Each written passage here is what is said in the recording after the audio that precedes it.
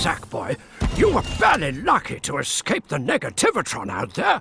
Hey there everyone, this is Ray Carcillo, and there are some people in the video game industry who begin their careers as journalists and then end up getting some graphic design or computer programming degrees in their spare time and move into the development part of the system. Then there are some development experts who grow bored or run out of ideas and move into the journalism aspect to provide expert insight.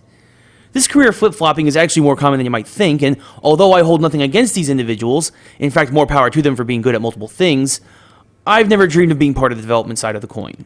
I'm just simple like that. I like my football teams to run a 4-3 defense, my baseball teams to have 2 lefties in the starting rotation, my beer to be cold, my whiskey to be warm, and my women to have a little meat on them so I don't break them like a wishbone. And I like my games to have a definitive beginning, middle, and end, with little necessary input from me, beyond what I want to look like, or maybe my class in an RPG. To me, this is why I pay $60 and avoid the other side of the industry, to have professionals craft me an experience. So, this is part of the reason why I dislike the first Little Big Planet.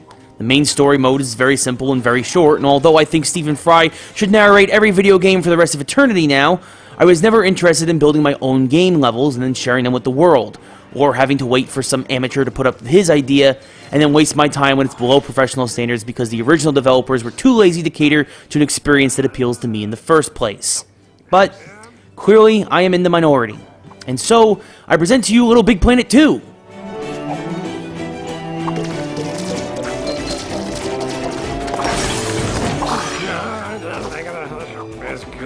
But I guess a lot of my complaints were actually heard because Little Big Planet 2 is Little Big Planet on steroids.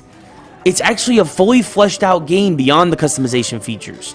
There's a story mode where you're now referred to as the politically correct sack thing and must join the Alliance in order to save all of Little Big Planet and the imaginative creations of people everywhere from the evil Negativitron, a vacuum cleaner bent on wiping the slate clean on your sack thing, and his new friends like Larry Da Vinci, the head of the Alliance.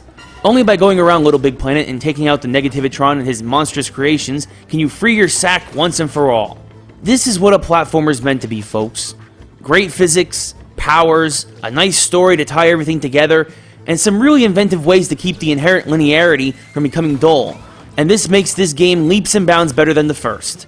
I felt like the Bionic Commando again when I got the grappling hook, or Mega Man after getting Gutsman's power as I lifted giant cakes out of the way and used them as weapons against my newly crafted foes.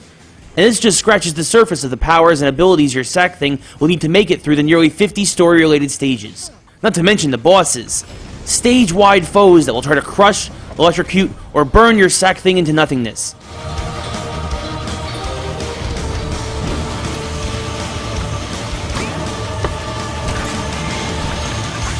It's amazing that this is still called Little Big Planet, considering to me, the single-player and co-op experience is night and day between the two.